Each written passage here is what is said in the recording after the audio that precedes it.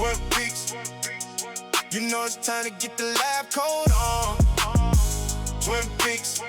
Yeah. Cause we out here being hella wrong. Twin Peaks. And you know we're never stopping till the hammer drop. I would never start recording without your knowledge. That sounds duplicitous. I don't know. That sounds duplicitous and sounds not like a stand-up squid thing to do. Which you are a stand-up squid, and you wouldn't do that. I'm half standing. I'm not fully standing. You had a couple of grippers on the pavement, I guess. Oh my Alrighty. God. Welcome to another episode of Beak to Beak, where you get the lowdown on biology, technology, on the accelerations of techno-capital, where we make you submissive, at least aware of where the fields are going. Salty, what do we got today? What are we looking at? Today we are reading an article about habitual coffee intake and how it affects your gut microbiome, which is, pretty vital to everything in your body, including your mental and emotional status. But they go over a lot of different things, including how different types of coffee, caffeinated, non-caffeinated, affect people's mental and physiological processes. That's it's accurate. All the normies being like, oh, I've always been myself. You are severely outnumbered by the number of bacteria that actually have a cohabitation, a cooperative relationship. Yeah, you're less a singular person than you are just a sock puppet for bacteria to live in. Unfortunately, yes. People are thinking, what is it, the gallbladder? No, not the gallbladder. Oh, the appendix. People are thinking that the appendix is almost like a starter kit for your microbiome. And if you take like antibiotics, it wipes out your microbiome and your appendix gives it back to you. That's the going theory. But this is the new breaking research in the field of gastrointestinal research combined with psychiatry as well. We've got today. What? I've got a little bit of a life experience related to this coffee intake and psychology. Because back in the day, when I was in the Navy, I was drinking about 2 pots of coffee per day. And my psychiatrist at the time told me that was probably not a good idea. And so I scaled it back from 2 pots to 1 pot. And wouldn't you know it, my mental health and my gut health improved significantly. God, you were drinking 2 pots of black coffee a day, much less the creamer that you put into it. No, I didn't drink any creamer. I drink my coffee black like a real man. Squid. Like a real squid. Oh my God. Salty, for full disclosure, can you describe the number of shots that you're on right now? I'm on 3, maybe 4. I have had 4 beers. I went to dinner with some family and had a couple of beers with my fish and chips. And then I've continued that party since I came home, and I'm having a couple more beers. Certainly not drinking coffee. I would never drink coffee while reading about this. I would not drink coffee. It would be too diegetic to be drinking coffee while reading about coffee. What's the paper we got for you today? It's Nature Communications.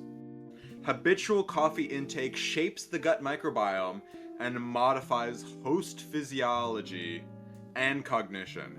Lots of things going on here. We got the microbiome, we got the physiology, we got the cognition. It's kind of a no-brainer. Coffee alters your cognition. It's kind of a no-brainer. Coffee alters your physiology. But I'm not sure if anybody's looked into specifically the physiology, much less the microbiome. Well, I think that with the rise of the popularity of things like Starbucks and, kids as young as 13 going in and getting like a milkshake filled with coffee in it, I think it's important to know how these things can affect our bodies long term and how you can intake them safely, because just like anything, at a certain level, it can be life improving and enhancing to your body, but at different or higher levels, it can be detrimental to your body. It could be. And unfortunately, I'm not sure we're going to get the answers with this paper. Because, like, they sort of just throw out bacterial species and, like, metabolites that they found were probably important. But, like, what bacteria should your microbiome have? I don't fucking know. What metabolites should you have? I don't fucking know. But they do have a couple of interesting conclusions. This is a very sweeping study in its scope. Do you want to take a look at the abstract really quickly? Yeah, let's see. Lots of funny words for a squid to pronounce. Fuck off.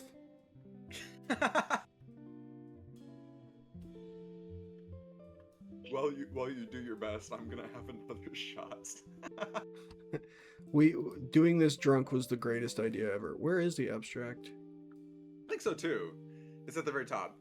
I remember Gianmarco Scorsese, like the movie director Scorsese, was like, we need more people in science, in healthcare, even if they're animal healthcare, to be like, no, fuck you, this is the real science.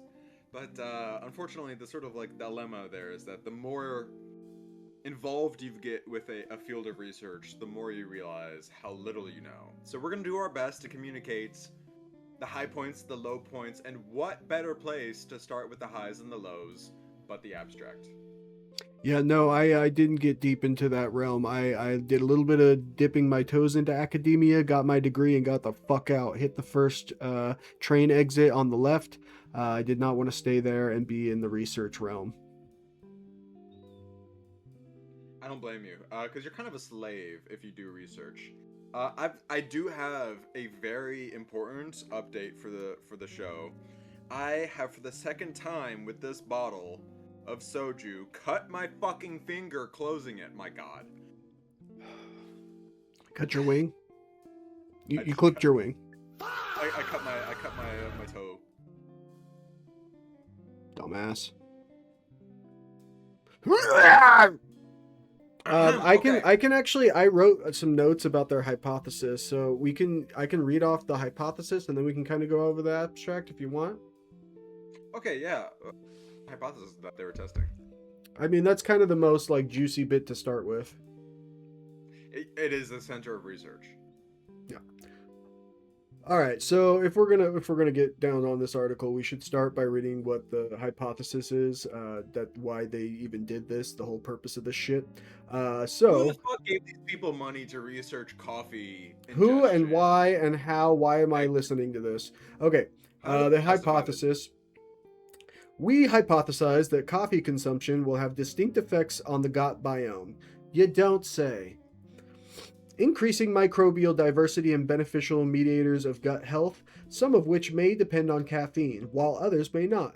These changes may contribute to improved brain function via enhanced stress resilience and cognitive performance, thereby linking coffee consumption to microbiota gut-brain axis via unique interaction between coffee, the microbiome, and cognition. Awesome hypothesis. Unfortunately, I struggle with making hypotheses because they feel like so obvious. Like Yeah, this everything is does extremely influence obvious. everything else. Everything influences everything else. So like, why would coffee, cognition, and microbiome like be any exception to that rule? Yeah, it's a complex chemical process going on inside of your body. It could be good, could be bad.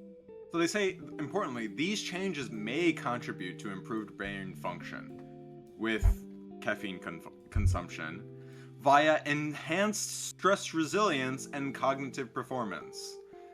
That's their hypothesis. Enhanced stress resilience with coffee and increased cognitive performance with coffee. I would agree with that. Just off the rip, without any evidence, that my consumption of coffee in the military definitely had some stress resilience behind it. I don't know about You cognitive thought you were function. you thought that you were more resilient to getting berated by whatever your rotating officer for not tucking in the corner of your bed sheets Yeah, Daddy, absolutely. chill. because of coffee. Because of coffee, for sure. Okay. All right. Well, what is the article actually about? I'll read out the abstract. Go for it, brother. Coffee influences multiple physiological processes, including gut function. We believe that it does. Stress, cognition, and the microbiome. It's implied. However, the mechanisms underlying these effects remain poorly understood. Very true. In this study, we examined coffee's impact on the microbiota gut-brain axis, a bidirectional communication pathway between the gut microbiome and the brain, and assessed whether these effects occur independently of caffeine in healthy participants. Our primary outcome was microbiota composition and function, whereas the secondary outcome was gut microbial metabolites and coffee-related metabolites. Significant group differences emerged in fecal microbiome composition, with coffee drinkers showing an increased relative abundance of cryptobacterium and ectherial bacteria species, alongside reduced levels of the metabolites indole 3-propanoic acid, indole 3-carboxylaldehyde, and the neurotransmitter GABA. Behaviorally, coffee drinkers exhibited greater impulsivity and greater emotional reactivity. By the way, I would like to say that's probably self-reported cognitive changes, whereas non-coffee drinkers demonstrated better memory performance. Some alterations in the fecal metabolome were reversible following coffee abstinence, and reintroduction of coffee triggered acute microbiome changes independent of caffeine. An integrated model identifying 9 key metabolites, including theophylline, caffeine, and selected phenolic acids, strongly linked to microbial species and cognitive measures. These findings reveal previously unrecognized effects of coffee on the microbiota gut-brain axis, suggesting that the microbiome profiles could potentially predict coffee consumption patterns and highlighting a close association between coffee intake and gut microbial composition. Beautiful. You shit coffee. I mean, there was some interesting stuff. I was looking at the difference in the caffeine and the non-caffeinated poops. Yeah, I used to test poops, so I'm interested in fecal matter. You're kind of a shitty guy. True. Do we want to read what the do we want to kind of go into the study design and how it worked out? Yeah, okay. So very important for study design. Because I think take a look at the who most these people important are. thing of any study really is the methodology. Like, how did you set this up? Because you can have a great hypothesis, you want to answer all the fucking questions of the universe, but if your methodology is shit, you're not gonna get anywhere. Bro, they grilled these fuckers with so many tests. Oh my god. If you go to figure 1 of this paper, holy fuck, they grilled the fuck out of these people. Oh my god. They threw the entire book at them, actually. Good. Every test under the sun. Cognitive performance, gastrointestinal function, physiology, well-being, coffee and caffeine, analyses, microbiome taxonomic, function, integrated biological and cognitive data, stress biology, dietary assessments, biological samples, the whole fucking roster.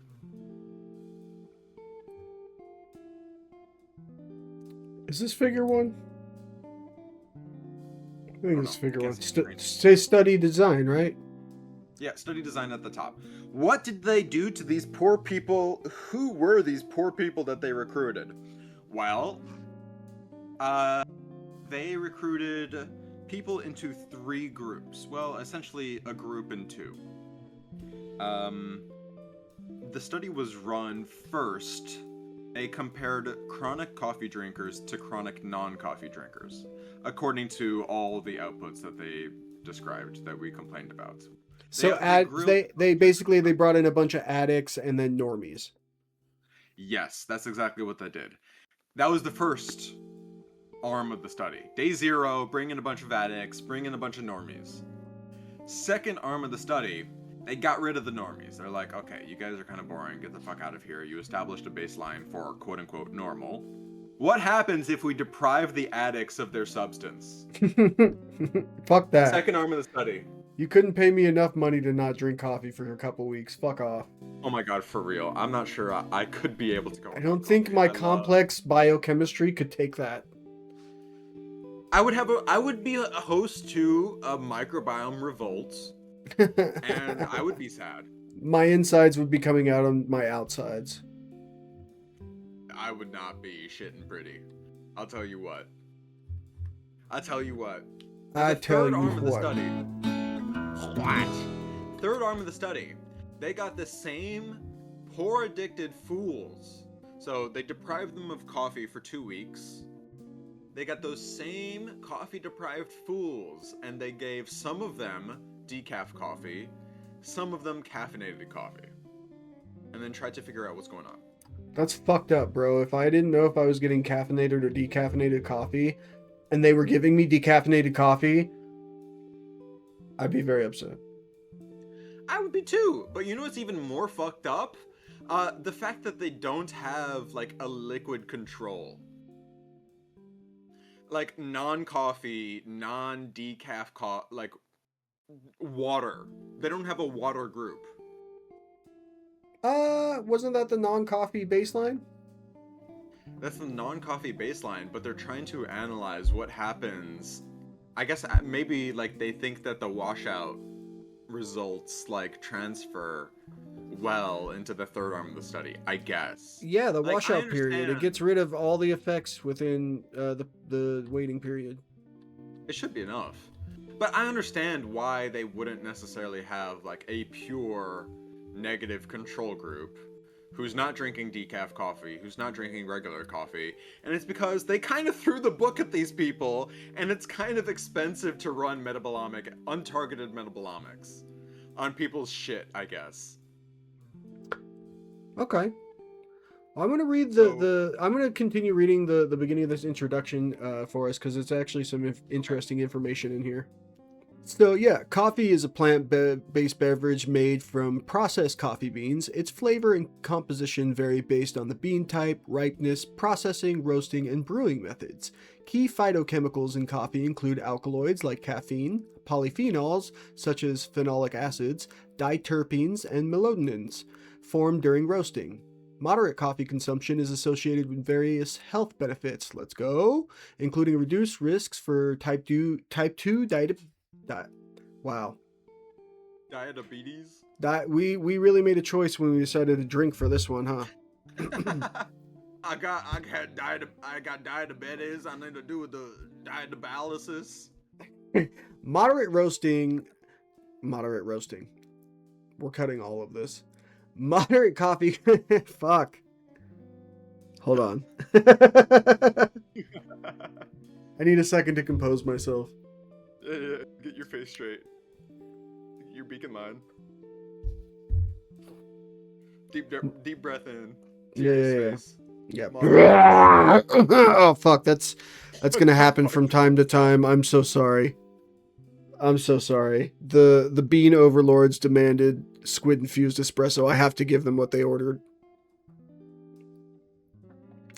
Anyway, moderate coffee consumption is associated with various health benefits, including reduced risk of type 2 diabetes, liver disease, cardiovascular disease, and cancer.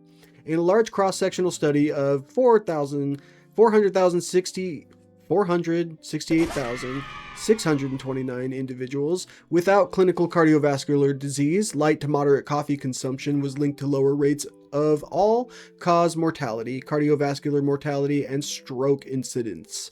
Furthermore, coffee intake is consistently associated with a reduced risk of Parkinson's disease in a dose-dependent manner across multiple human cohorts. Meta-analysis also have found that coffee consumers face a lower risk of depression, and one meta-analysis of cohort studies examined cognitive decline showed that coffee consumption accounted for a 27% reduction in incidence of Alzheimer's disease.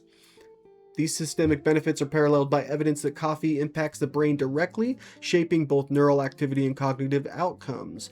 Functional MRI studies show that habitual coffee drinkers exhibited altered functional connectivity in regions linked to sensory, motor, and emotional processing. These changes appear to depend on frequency of intake, suggesting that regular coffee consumption may influence brain function and emotional regulation. Recent data shows a positive correlation between cognitive performance, particularly memory and processing speed in older adults. Coffee consumption causes a temporary rise in cortisol levels, oh no, followed by normalization with habitual use, indicating physiological adaptation. Let's go. However, the effects of coffee on stress remain inconclusive, with studies showing mixed results. So yeah, basically like I said, a little bit of intake is good. A lot of bit of intake can be bad. Your body can adapt to your intake levels, so don't worry about it. You'll be fine. I do wonder what they define as like medium coffee intake. Like, if you drink like a pot of drip coffee every day, is that a heavy intake? Like, what if you drink like 3 espressos? Is that the same as one pot of black coffee? Yeah, I don't think they ever really quantified that. And it probably differs between studies too. Yeah. I mean, for me, drinking a pot of coffee is I guess medium intake, because I was drinking 2 pots a day at one point. I'm on the path to recovery, so it's medium. It's medium intake. Look, I'm only doing a little bit of heroin, okay? I used to do so much. Microbiome science is all the rage now because it's kind of like a new frontier. Like, anybody can almost build like a PhD project on the microbiome, because the immune system is incredibly complicated and finicky, much less a billion different species of bacteria inside your stomach. Yeah, and I think people really take for granted people take a lot of shit for granted. I say that all the time, but what they really take for granted is how much their gut bacteria has an effect on their mental processes. Like, you don't always have your own control over your emotions, and what you eat and what you put inside you is going to affect that. Yeah, it's crazy actually, because as far as I understand, the way that's the current model is that there are specific immune cells, almost like guardian immune cells inside your small intestines, that will like surveil the composition of bacteria and their metabolites to make sure everybody's happy, and then send signals either to the central nervous system or to the immune system to say, hey, everything's all right, or everything's not all right. And even like there's a huge neuron that innervates the entire intestinal tract, because what? The intestines, if you stretch them out from length to length, they're the size of the Golden Gate Bridge or some bullshit like that. The intestines are lined with muscles. All of that requires I thought it was a tennis innervation court. with nerves. A tennis court? It's probably a couple laps around the tennis court. I'm pretty sure it's like the length of the Golden Gate Bridge, your intestines. All of that is muscle, all of that is innervated. And so you've got this nexus of all this information. And it seems like actually you can be depressed because you just eat shitty food. Aside from the shitty food that you're eating, I guess, or the mental state that it puts you in. You're controlled by your colon. Eat right, do right, I guess. Eat right, think right. Just eat fiber. Just have a little bit of fiber with the food that you eat. I mean, I know when I eat well, it improves my mood. If I'm feeling kind of shitty and then I eat a salad, I'll definitely have a better physical and mental state. Yeah, Then if you're what, like eating meat or like processed food, these high Yeah, like fructose corn if I eat fucking like processed food or like fast food for a couple of days, I start to feel like shit and my brain starts to mush over. And then if I start to eat healthy again, I feel a lot better. I don't know, maybe that's just me. I don't think it's just you. There seems to We be a lot should. of people out there that survive off of trash.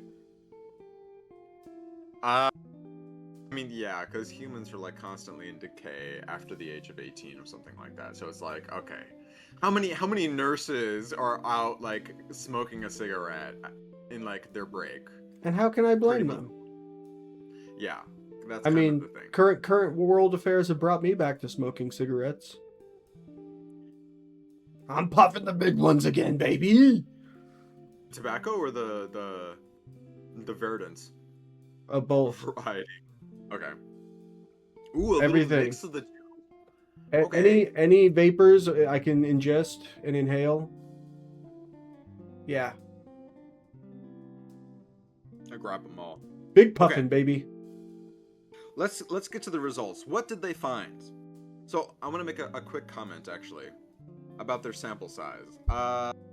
They threw the book at these poor fuckers, and it's because they had 31 people. They had 31 coffee drinkers and 31 non-coffee drinkers.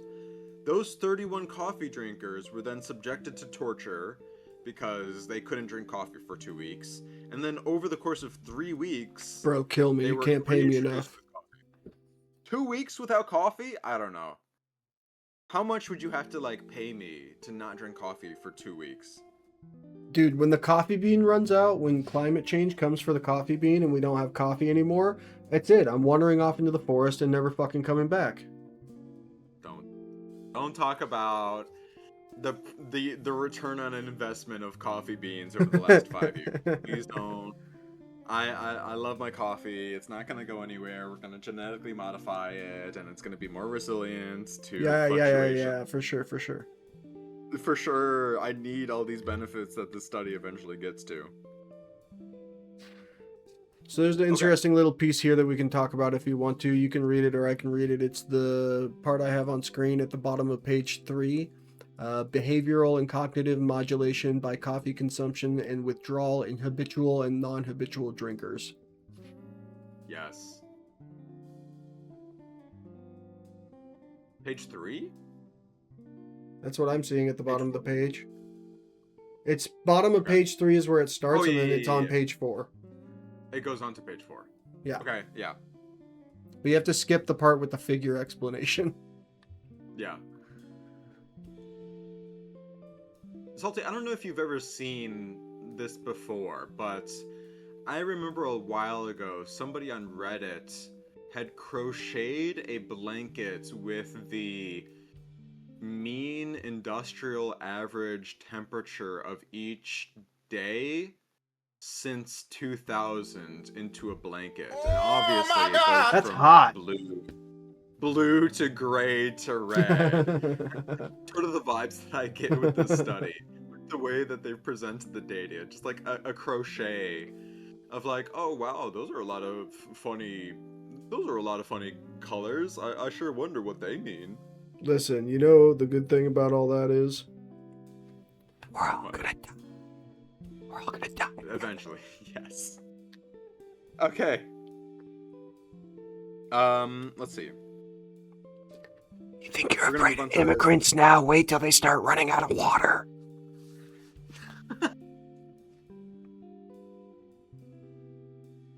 And that's why I'm a Zionist. What the fuck?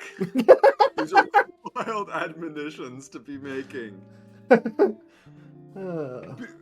You're a Zionist? I'm just trying to get us sponsorships here, pigeon. I have done nothing wrong, ever, in my life. I know this. And I love you. I love you too, Daddy. Money, please! I love Zion. We love have you been to Zion. You live pretty We close to can't wait to go to the casino in the Gaza Strip. It's gonna be great. I can't wait to walk on the skulls of thousands of children. I hope I get like a little Filipino boy to serve me like a shot. At There's the Gaza absolutely no bad juju about building a casino in the Gaza Strip. You're gonna win money, and there's gonna be tons of luck there. Donald Trump sold out of his last 3 casinos. They're just gonna be giving money away at this most recent one, right? He bankrupted all his casinos. He bankrupted all his businesses. He bankrupted America. But I'm sure this one's gonna be great. No, he's not bankrupting it. He's just pursuing personal interest as the embodiment of the state. It's or just the whatever. art of the deal, and I wouldn't understand because I'm not a businessman. You wouldn't understand, no. That's You're why just they a don't squid. call me But businessman squid. They call me salty. when are we gonna start calling you soyalty squid? Like You're the one that can wear a suit. I wouldn't even fit into a suit. what does being soy have to do with fitting into a suit? Fuck. I'm just saying. I'm a member of the revolution, and you might be a PMC. I'm a man on the inside. A bird on the inside. Fuck! No, but Smug is definitely a PMC. Oh, certainly, yes. Yeah, he's Fuck a that traitor. guy. He's a class traitor.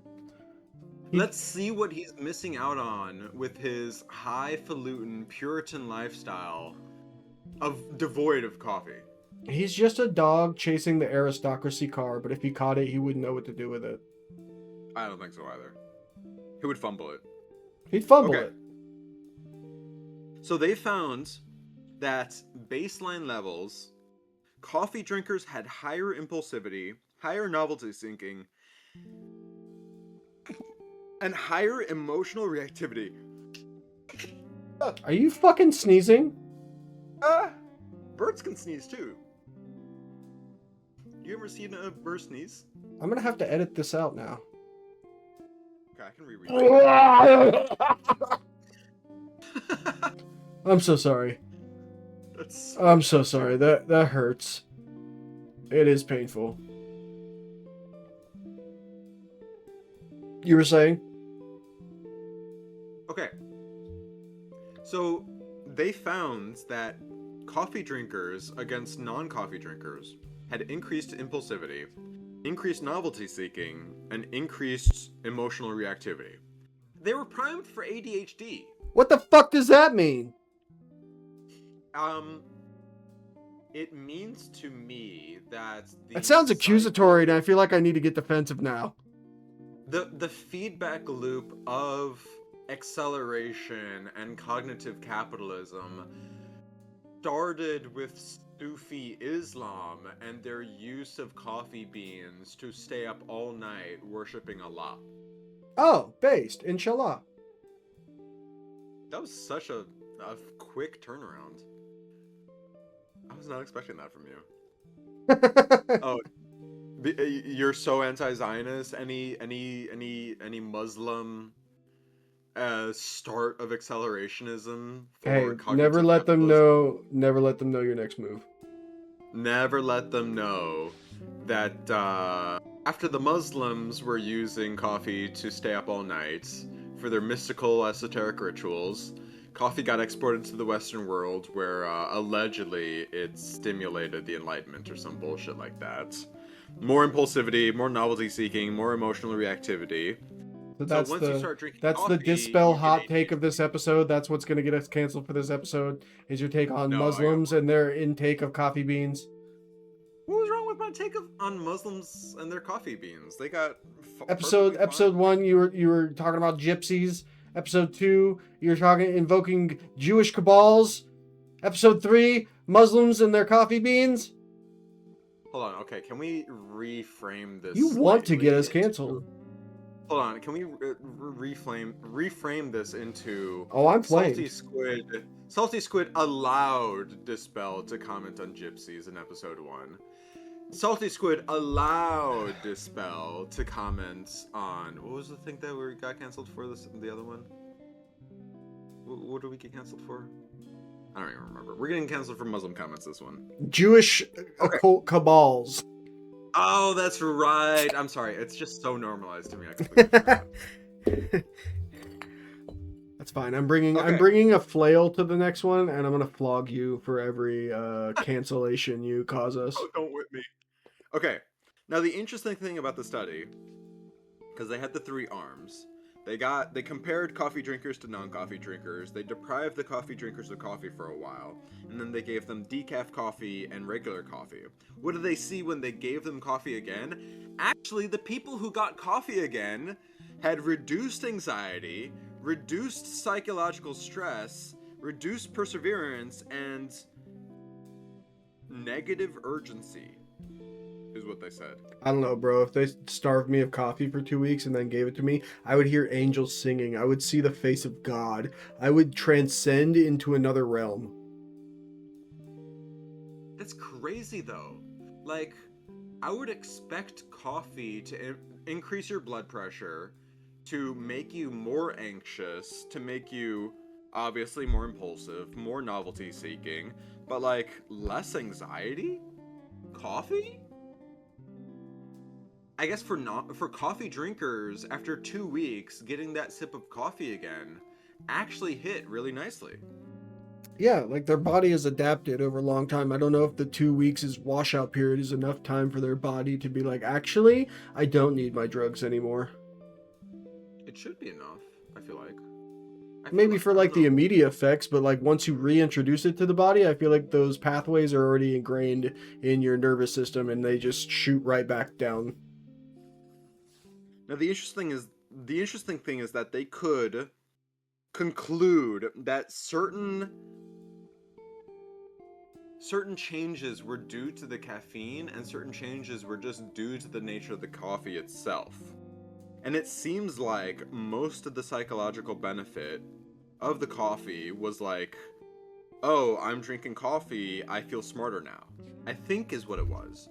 Because the decaffeinated group actually had improved psychological duress, they had improved sleep quality, and improved they had improved physical activity that the caffeinated group did not. And Yeah, I so mean, that kind of makes sense. I mean, if you're drinking a bunch of caffeine, your sleep quality is going to be shit. I agree. If you don't have ADHD, but like even if you do have it, they didn't control for ADHD in this study. Like Why if would you have they? ADHD and you go People hate on us. like coffee, are you gonna have the same like hit to your sleep quality? I I think don't that has know. to be a completely separate study, brother. I am demanding a bunch more for like follow-up studies because this was an interesting piece of work. I'm not gonna lie. So they say Yeah. that the decaffeinated group have improved episodic memory, which is, your recollection of events as they happen, A to B to C to D, and they associate that or they attribute it to the improvement in sleep quality with decaffeinated coffee. Mm. And that there might be some non-caffeine components of coffee that improve memory. Yeah, I mean, I buy that. You do?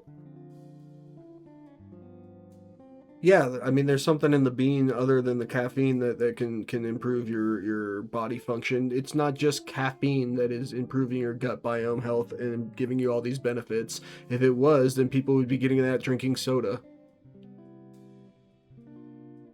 Yeah, like Pepsi, but then there's the sugar, and then like maybe like the sugar, the high fructose corn syrup is so available in a way that coffee is not, because coffee doesn't really have sugar in it. I guess people do drink milk and sugar along with their coffee, but You have to drink the coffee sugar is black so to get the easily available. benefits, which is why I mean, one of the reasons I drink it black. The main reason I drink it black is because I was in the military and I didn't have time to get cream and sugar all the time, so I just drank what I could get, and a lot of time it was just black coffee, so I got used to it. Um, but yeah, Well, it's I okay also that had what? God intended you to drink your coffee black. Yeah, and that's how you get all the health benefits too. I did have an interesting note here, based on what we were just talking about, that the caffeinated versus non-caffeinated benefits. There's benefits to both, primarily to impulsivity and sleep concerns. Both of them improve mood regardless of caffeine content, and it helps to control cytokine levels with the immune response factor. So it has a lot of benefits Yeah, for I've seen these before. inflammation and immune response control in your body, which would be helpful for someone like me that deals with chronic pain and inflammation. Yeah, that's sort of an interesting one. I'm gonna. This might be my second hot take of the episode, but I do feel like inflammation is like the new fat diet or the new like sugar diet. Like, inflammation is such a vague term. It's kind of hard to attribute it to something specific. And so just saying like, oh, coffee reduces the risk of inflammation. I don't know if that's necessarily good or bad because they find the reduction in inflammation when they trigger the immune system as if there were a bacterial infection. So what they did pretty much, and this is the next section, they grabbed the patient's blood, they isolated the immune fraction, and then they gave the immune cells LPS, or lipopolysaccharides, which is the sort of the outside coating for bacteria. And LPS will trigger toll-like receptor proteins on the outside of the immune cells that navigate your immune system. And this will trigger an immune response. And what they're Yeah, saying is that it's basically just supposed to tell your is immune that system, hey, there's some foreign thing here, trigger an immune response. yes, and that immune response involves usually other cells, but as well as inflammation. And inflammation really is just kind of like liquid flooding the area. There's not much more. There's like probably signaling proteins and metabolites that are important to it, but it's like it's really just liquid. And the important part about inflammation is the resolution of the inflammation. Like if you have chronic inflammation, that's bad. If like the repairing segments of your immune system, the eosinophils, can't relieve or like sort of stop the blockade, stop the cascade of inflammation, there's a problem. That's how you get scarring tissues. Yeah, I got a lot of that. Yeah, you're kind of a scarred up salty squid. But they say specifically, coffee drinkers had lower CRP levels. Do you know what CRP is? I actually don't know. I do not. I did not track down what CRP means. I got CDs and Oh, it's a NCDs, but I don't protein. know what CRP. Oh, it's a protein. Hold on. Okay, Acute phase protein produced by the liver, acting as a primary biomarker for systemic inflammation. Okay. got it. And then, so they used CRP, systemic inflammation, and they used IL-10, classic, nonspecific, bacterial signaling. But they also found that washing coffee out during the 2 weeks of deprivation of coffee, they found that the CRP levels increased, the TNF alpha, which is upstream of the IL-10, increased, suggesting that the coffee drinkers who were drinking coffee had a reduced susceptibility to inflammation.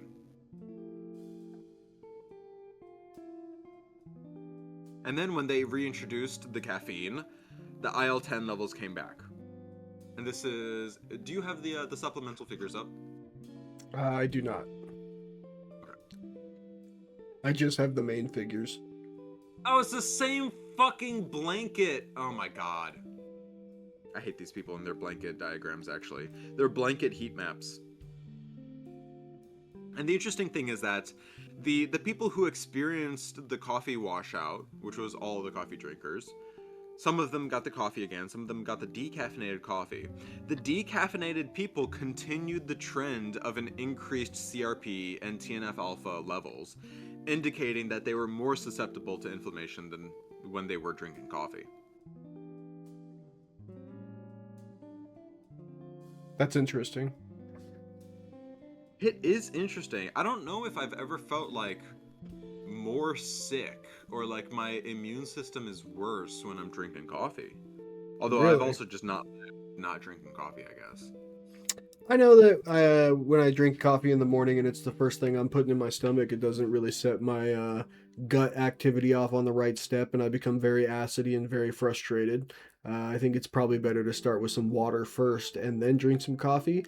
And hey, if you even want to switch to some decaffeinated coffee in the evening, get the benefits of that without getting all the caffeine so you don't disturb your sleep, I think that's a grand idea. A stimulant with no stimulant? I don't Bro. know. I drink tea now. Do you really? Like black tea? Yeah. I drink a lot of black tea, a lot of Irish breakfast. Um, but Ooh. if I'm not drinking coffee in the morning, I'll drink some tea in the morning or I'll drink it in the afternoon. Especially if I do want some caffeine because I have some caffeinated teas. But we get our teas like handmade and hand mixed from our bookstore locally. Your bookstore packages coffee and teas? Yeah. That's kind of baller. That's pretty baller. Yeah. That's why I mean, we're you trying to also, support our local shops and not go to yeah, big you live in businesses. buttfuck nowhere where the you live in buttfuck nowhere where the coffee shops need to serve books as well. Precisely. Okay, I want to read a very important section of the conclusion here. So they say that non-coffee What page are participants you on? appear. I am currently on page 10. They say the authors notes that non-coffee drinking participants appear to benefit from lower impulsivity and emotional reactivity, better cognitive stability, reduced inflammation risk, more stable blood pressure, distinct and potentially healthier microbiota, and metabolite profiles and avoidance of caffeine withdrawal symptoms. Okay, duh, never drink caffeine, you never have caffeine withdrawal symptoms. Fucking idiots. Anyways, these advantages may stem from the absence of a stimulant such as caffeine, allowing for the preservation of an endogenous neuropsychological, neurophysiological rhythms and homeostatic regulatory mechanisms, thereby promoting greater stability in cognitive, metabolic, and immune function. They should have given the non-coffee drinkers coffee and decaf as well. Anyways, moving on. That said, the authors say, caffeinated coffee reduced anxiety, very surprising, psychological distress, blood pressure, and improved attention and stress coping, while decaffeinated coffee enhanced sleep, physical activity, and memory.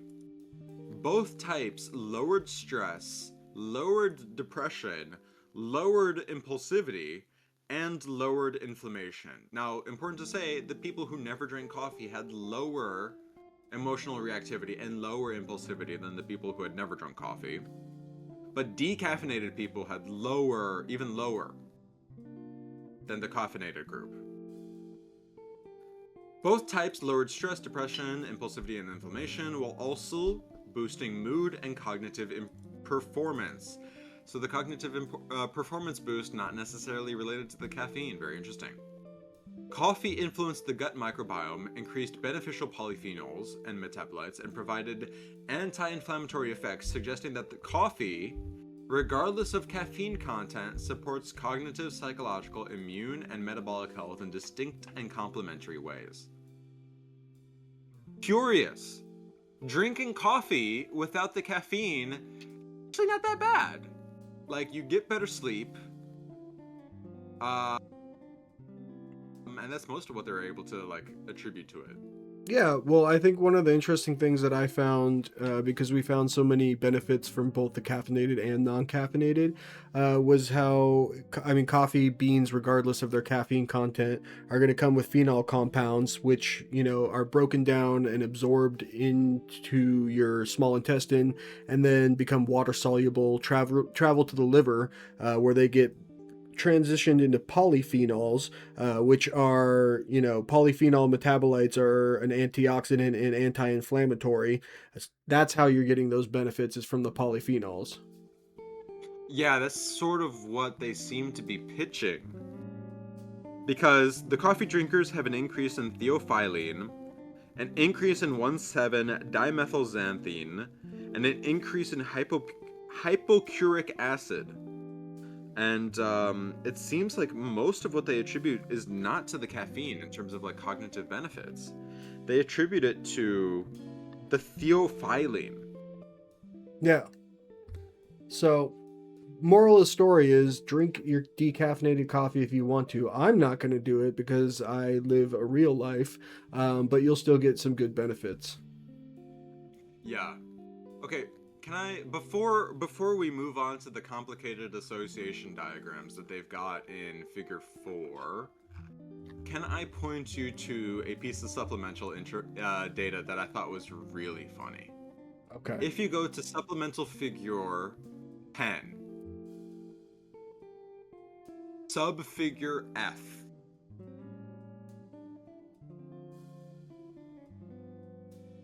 Let me know when you're there. See if I can I can point you in a more specific direction. Oh wait, I think I found it. Yeah, it should be Which the figure? first. Supplemental information, download PDF. It's going to be figure S10. Okay, that's S1, that's S2. It's like a 3x3 of plots. Yeah, I see it. Okay, take a look at subfigure F, headache. Headache. Okay. Yeah, got that? The green data represents the caffeinated participants. So deprived of caffeine for 2 weeks, they got their hit again. The black line represents people with decaffeinated. Okay, what are they reporting with headaches? The caffeinated people have no headaches to report, and the decaffeinated people have more headaches to report. Oof. Which is like, how the fuck does that make sense? These people, it has to be cope. The caffeinated people saying no headaches, that's gotta be cope. There's no fucking way. That's gotta be I don't know, reporting man. bias. I drink a lot of coffee. I don't get headaches. And like the non-coffee, like the decaffeinated people, like it's significantly different too, at least at the T4 intervention. Which should be, yeah, it's when they get their decaf or their caffeinated coffee. After the Somehow washout period? Yeah. So 2 weeks after not having coffee, the decaffeinated people are like, oh, I'm getting headaches. I don't feel so good, Mr. Stark. And that's like, that is the biggest diverging piece of like data in all of these 9 figures. That's interesting. I That's have so no idea interesting what to that the people that drank caffeinated coffee reported 0 headaches the entire fucking time. Fuck all in terms of headaches. And they were blinded. They didn't know whether or not they was caffeinated or not. That's awesome. That's so weird. Bro, caffeinated Like, coffee supremacy. We are gods, actually. My inclination is to blame the researchers for fucking up the data. But like, if they didn't fuck it up, like, I don't know. We might have how to are do there an no- entire new study just on this figure. there aren't even fucking error bars on the headaches. Like, the decaffeinated group has error bars, the caffeinated group has no error bars. All fucking study participants Perfect. taking coffee. They're Caffeinated perfect. Coffee said, I'm good. I'm feeling better than ever, actually. I'm feeling alright. And if you look at the VAS fatigue in subfigure H, it's almost identical. Flu-like feelings, almost identical. The decaffeinated group reported that they felt more drowsy. Kind of makes sense. Decreased sociability motivation at work. Yeah, isn't that an interesting one? It's not like super different, but like a couple days after getting coffee, like they were super down and depressed. By the way, T2 intervention, this is 2 days after I think they got their coffee again, and they're like, wow. Hold on. I think it is T2. T2 is like 2 days after. I would expect T2 would actually be like, I would expect these values at T2 to be identical, because they just came out of the washout. It should be identical. But no, I think it is 2 days after getting the intervention. No, they're deprived of the caffeine. Their brain is atrophied. That might be it, yeah. Because They don't really define T4.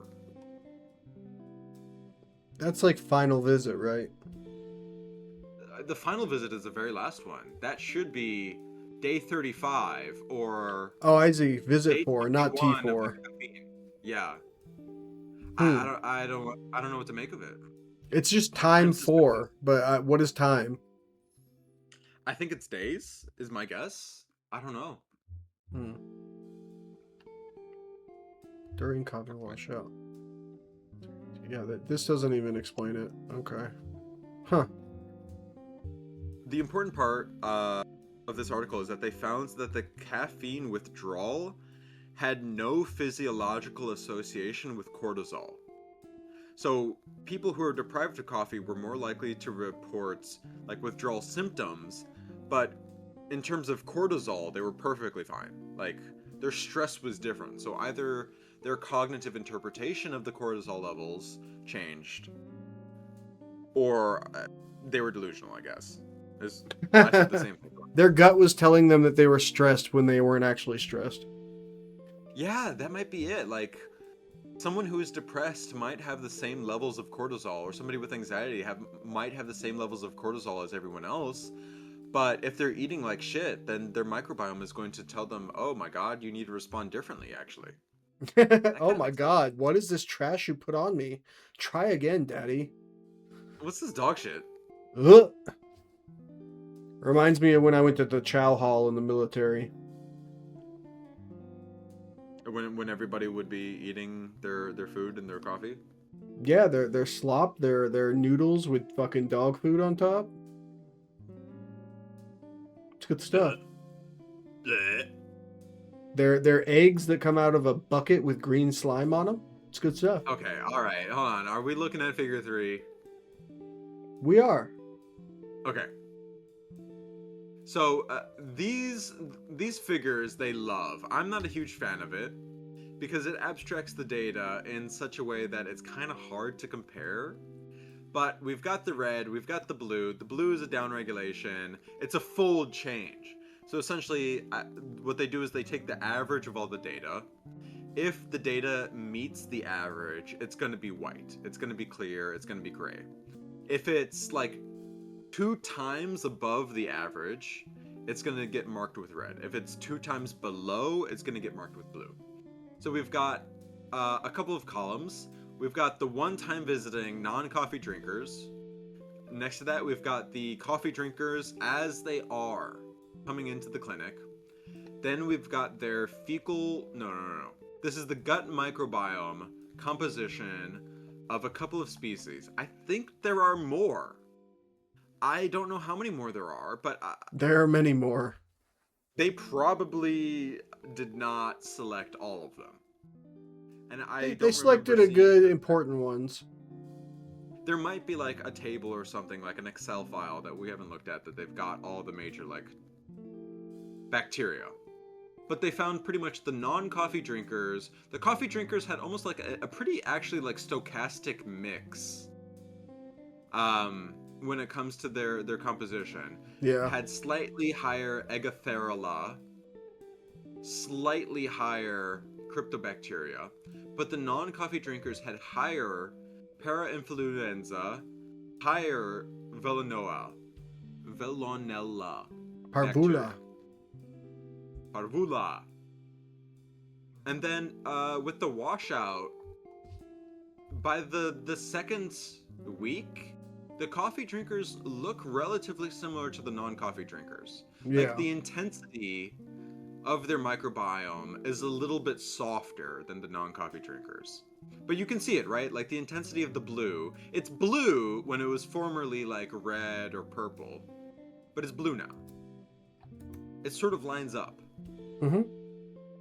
So it doesn't Then take if we move- your body that long to return back to baseline.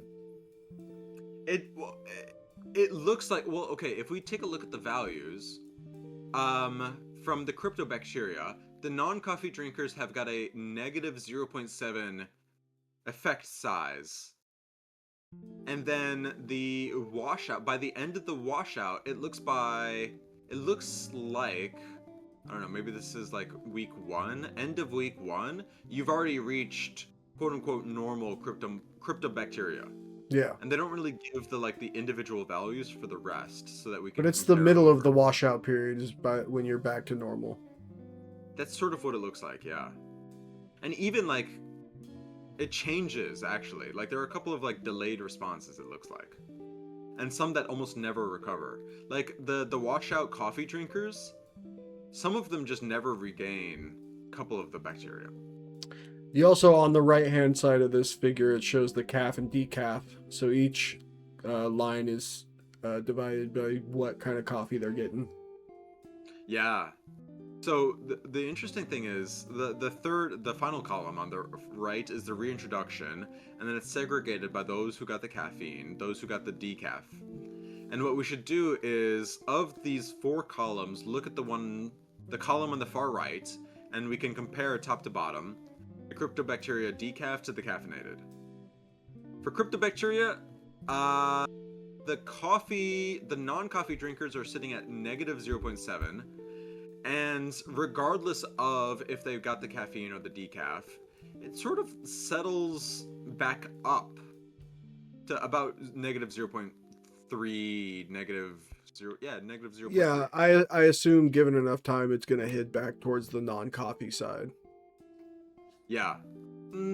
With the introduction, we would expect it to look like the washout, or the start of the washout. I'm sorry, Where yeah. it's If we like were fully 0.3. washing out and we never reintroduced, it would eventually get back to non-coffee.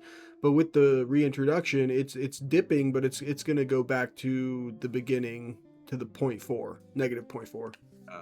Yeah. So are there any other major differences? It looks like one of the major differences is the Ecthera, because the caffeinated, it's mostly red or white with a little bit of blue, and the decaf is very blue, similar to the non-coffee drinkers. Yeah. And then, actually, regardless of caffeinated or decaffeinated, it looks like almost like half of the participants, after taking coffee decaffeinated or caffeinated, it looks identical to the non-coffee drinker. Do you see that? It's almost like half of them get an increased effect size of the Velionella family. Well, then there's obviously something specific about the caffeine there. There is something specific about the caffeine. There's also something non-specific about the caffeine, which I don't really get. Specifically, the Haemophilus, the Veillonella bacteria.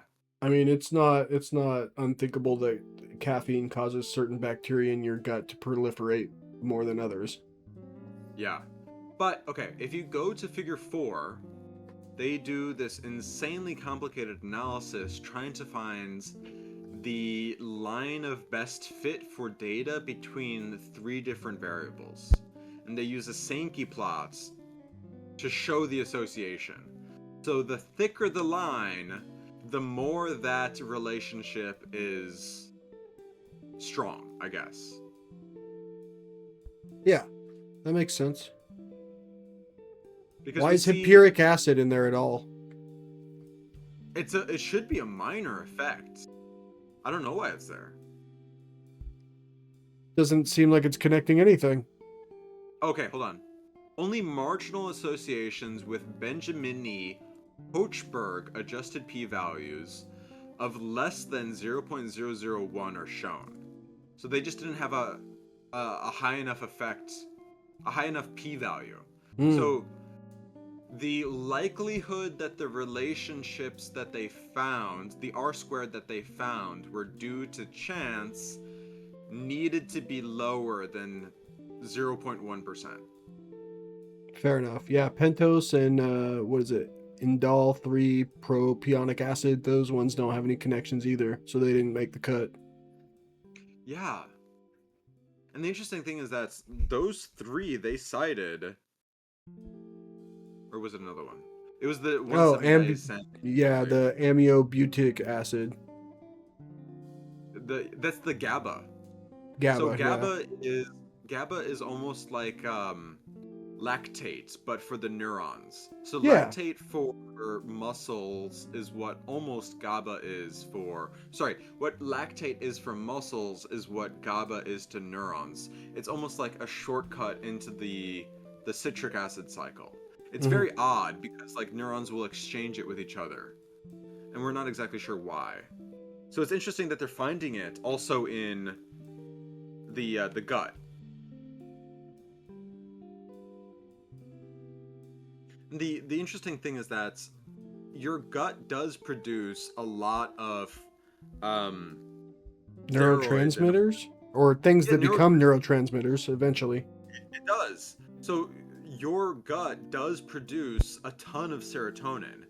And the inclination when you hear that the gut is related to cognition is to say, okay, all the serotonin that's getting produced in the gut somehow isn't making it to your brain if you're depressed. That's not the case. None of the serotonin in the gut makes it to the brain. The brain makes its own serotonin. So there has to be some other intermediary. So this GABA itself is some sort of communicator between the microbiome and the immune system, or it's the immune system talking to the neurons. We're not sure.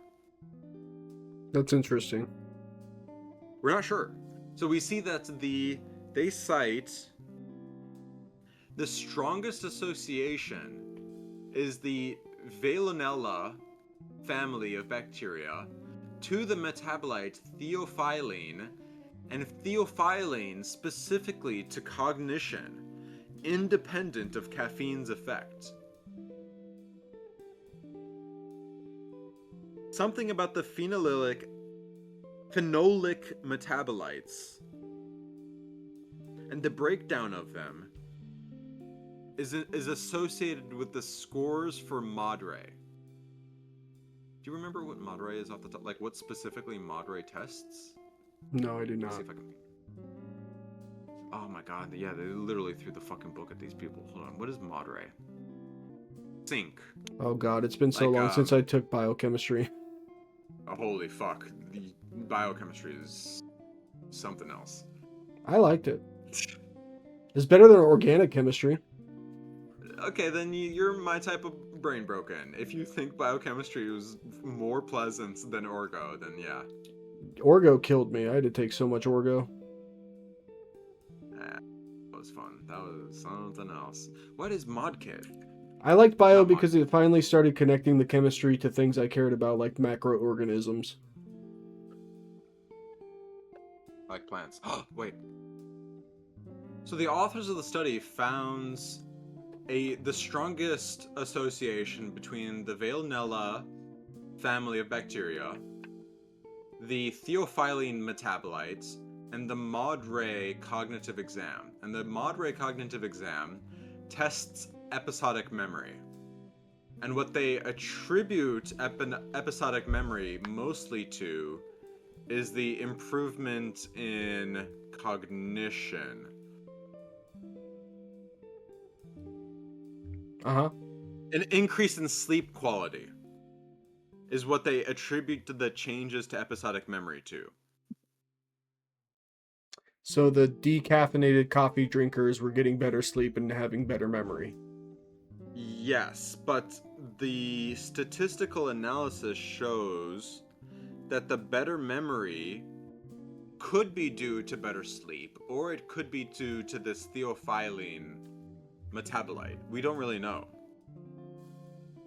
Why are the caffeine drinkers not getting that? They are. Oh. Now how come The they're not caffeine- seeing the sleep benefits from it? Because of the caffeine? Yeah. Actually, yeah, this isn't like the people that are the data points used to make up figure 4.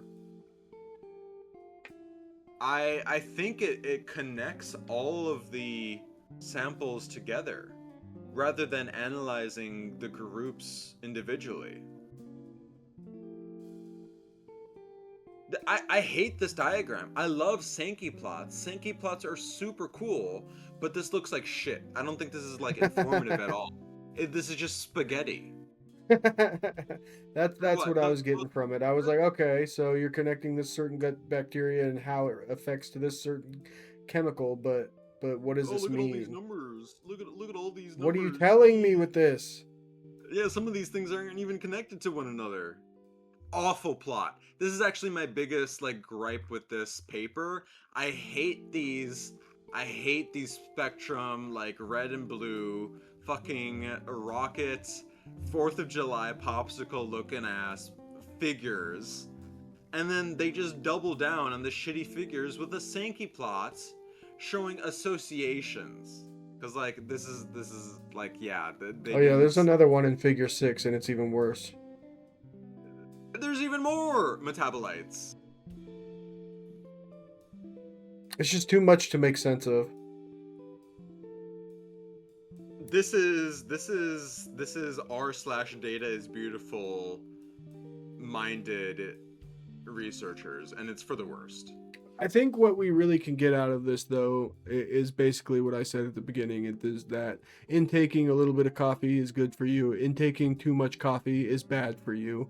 You can get some benefits from drinking both caffeinated and non-caffeinated coffee. If you drink the caffeinated coffee, you're probably not going to sleep as well, but you will have improvements to your productivity Anxiety, and actually. lessen your anxiety, You're which more is great. pro-social, more willing to work, So less yeah, anxious, you can get over the and not sleeping part. less inflammation. Yeah, I think coffee drinking is good all around. But again, you have to drink black coffee. You can't be drinking a fucking frappe and thinking that you're getting any of these benefits. Oh yeah. You know what I would love to see, because we talked about this earlier. The medium to like heavy dosage, they don't really cover, because I wish like a follow-up study would do like very similar outcomes, like statistical analysis that this paper did, but instead they highly regulate the intake of coffee for the patients. Like you get 1 cup of black coffee, or you get like 3 cups of black coffee, or you get a pot of black coffee, or like you get a single espresso shot, something like that, almost Yeah, like a but titer. I don't. Yeah, I'd also like to see different, how it affects different groups, like how it affects a 30-year-old man versus how it affects a 20-year-old man. Because I know Yeah. if I started drinking 2 pots of coffee at 30 years old, it might kill me. But I was doing that at 20 just fine. Yeah, like an age-dependent effect would be really interesting. Another interesting thing for them to do would be a fecal transplant, where if they genuinely think that the microbiome is a mediator for the cognitive effects that they're seeing, do they see the same cognitive effects performing a fecal transplant without consuming coffee? I think that's disgusting. I hate fecal transplants, and I don't wanna go down that path. Apparently, you can cure diabetes with fecal transplants. Yeah, I don't Like, care. You could tell me you can cure my cancer with a fecal transplant. Get that shit away from me. I would be unconscious. That's poop from somebody else's body. Get that away from me. I wish that they would like market it into like a slurry, you know? Like Yeah, oh, yeah, and then yeah. like skim the top of the slurry You can shoot so a pink it looks paste up like inside of me, but you yogurt. ain't putting nobody else's poop inside of me. Come on, man. Yeah, filter the poop out at least. What do you think I am? Some kind of fucking pervert? Yeah, wild study. Wild study. Let me read a little bit more of the discussion so we can round out exactly what they were trying to get at. Obviously, there's a relationship between coffee and cognition. Obviously, what you drink, what you eat. You are what you eat, you are what you drink. What do they have to say?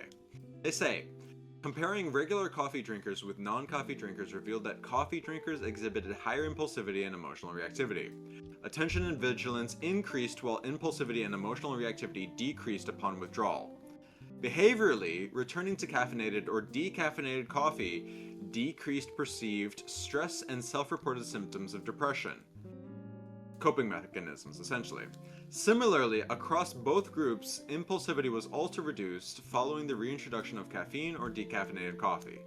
Interestingly, only reintroduction of caffeinated coffee resulted in a reduction in anxiety and psychological duress, confirming specific effects of caffeine on cognition and mood, which have been reported in other groups. We've been knowing that coffee reduces anxiety? This is the first fucking time I'm hearing of that. Yeah, I always thought it increased anxiety. I'm genuinely baffled. And I'm kind of a smart person. I know a little bit of things. Yeah. They go on to say that other studies have suggested that coffee consumption activates cortisol production, and it is worth noting that their study did not specifically examine the acute effects of coffee on cortisol, and it has been shown that prolonged coffee consumption can diminish the cortisol response to stress, suggesting that habitual coffee drinkers may develop partial tolerance to stress. So, the other thing that they have to parse out, because when you pull at one thing in reality, you pull at everything else. That's sort of the problem with this article. They don't have enough participants to really get some power behind their analysis, and they don't have the ethical considerations to develop a mechanism behind what's going on. All they've got is a mess of associations with the manipulations that they can do. Is the decrease in inflammation associated with coffee because they've got an ablated cortisol response, or do they have an ablated cortisol response because, and that results in lower inflammation, right? If you're more stressed, you have more inflammation. Well, I thought it was also related to the lack of cytokine activity and how it inhibits cytokine activity, and you're not having an immune response as often. That is the mechanism. That is the closest thing to the mechanism that they looked at, is the cytokine response. They took the immune cells. But that's not the only source of inflammation. That's correct. That's also, it's also not enough for us to really call it like. I mean, it wasn't gonna be. This wasn't a groundbreaking study to come out and say that coffee is a wonder drug and everybody should be drinking it. It's just saying things that are like, yeah, I guess that makes sense. The wonderful part of the study is pretty much just like they covered 3 aspects that most studies about digestion should tackle. And they did it in a pretty good way. And this would certainly, I hope this would fund their lab for a while and they can research it more. You know what's going to fund my lab? What's gonna Are you going to drink that afterwards? No, it's not for Are you me. gonna serve that to someone else? Yes, it's been requested. Are you gonna serve that to someone else? This is how I'm paying my bills now, okay? Until we get an Israeli sponsor, this is how I'm paying my bills. We will accept Saudi sponsors as well. Any Iranian dark money, Turkeys. really. I'll take any of it. You seem like you're putting out tons of dark money. I've got military ties. I'm just saying, BlackRock, hit me up. All right, is that the episode? Twin Peaks. You know it's time to get the lab coat on. Twin Peaks. Yeah. Cause we out here being hella wrong. Twin Peaks. And you know we're never stopping till the hammer drop.